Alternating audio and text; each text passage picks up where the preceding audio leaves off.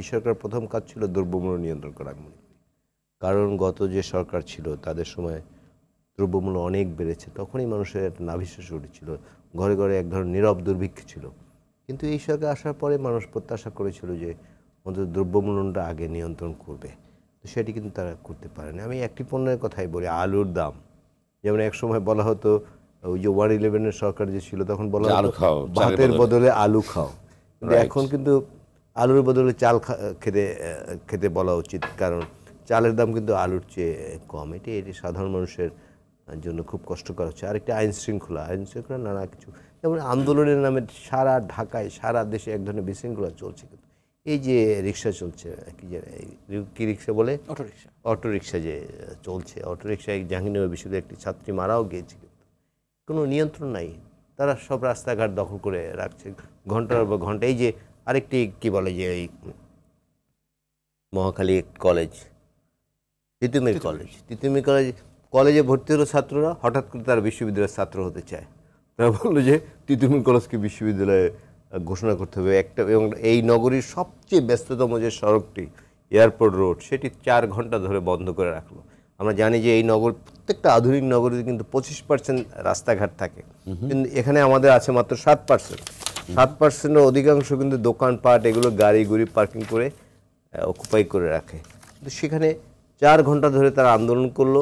এবং আমি খুব আশ্চর্যভাবে, এটি কি সরকারের কি বলে যে দুর্বল পলিসির কারণে কিনা, যে তারা কি করে ভাবে যে আমরা একটা বিশ্ববিদ্যালয় হয়ে যাবে তিতুমির কলেজ, তাহলে তো Dhaka college, Bangla college, Eden college, বরিশালের বিএম কলেজ, খুলনার বিএল কলেজ, রংপুরের Carmichael college, Ananda Mohan college, Mymensingh, সবগুলো তো বিশ্ববিদ্যালয় হতে চাইবে। মানে এরকম কিছু বিষয় দেখা যাচ্ছে যে এই সরকার ক্ষমতায় আসার পরে, অবশ্যই এগুলোর কারণও আছে। আমরা জানি যে আগের সরকারের সময় কেউ কোনো দাবি জানাতে পারতো না। আমি আমার একটা বাস্তব অভিজ্ঞতা বলি, যে আমি যখন প্রেস ক্লাবে জেনারেল সেক্রেটারি ছিলাম, প্রেস ক্লাবের সামনে সব সময় প্রতিবাদ সমাবেশ, বিভিন্ন দাবি দাবা নিয়ে হতো।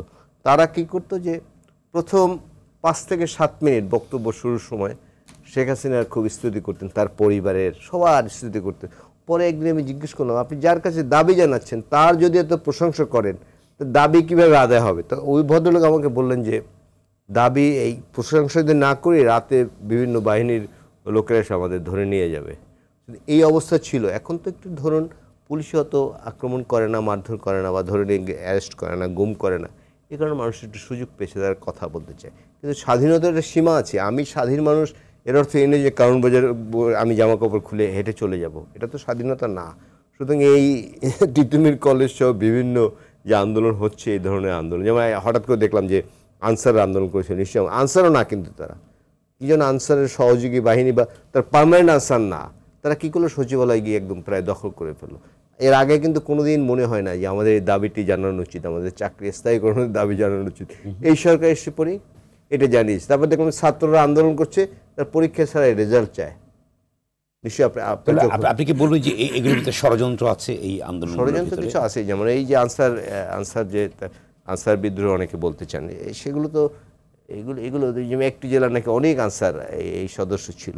আসলে হচ্ছে কি, গত 15.5 বছর লুটপাট অনেক কিছু করে যারা আওয়ামী লীগ করে বা আওয়ামী লীগের সমর্থক, তারা কিন্তু খুব আরামে ছিল। হঠাৎ করে আরামটা, আমাদের এই ছাত্র ভাই আছে এখানে, আরামটা নষ্ট করে দিয়েছে। এদের দিশেহারা হয়ে গেছে, বেআরাম করে দিয়েছে। হ্যাঁ, বেআরাম করে দিয়েছে। এরা আবার এসে আরামের সুযোগ খুঁজছে, এই নানা ছিটে ফোটাই। আজকে দেখলাম কোথায় ছাত্রলীগ না যুবলীগ 8 মিনিটের মিছিল করেছে কোথায়, আবার কোথাও কোথাও দেখি মাস্ক পরে মিছিল করে, বা কোথাও কোথাও দেখি মাথাটা ঢেকে ঢেকে মিছিল করে। হ্যাঁ, তারা নানাভাবে চেষ্টা করছে, যার যদিও সেটি সুদূর পরাহত, কারণ স্বৈরাচারের পতন হলে ক্ষমতায় ফিরে আসতে কিন্তু অনেক সময় লাগে।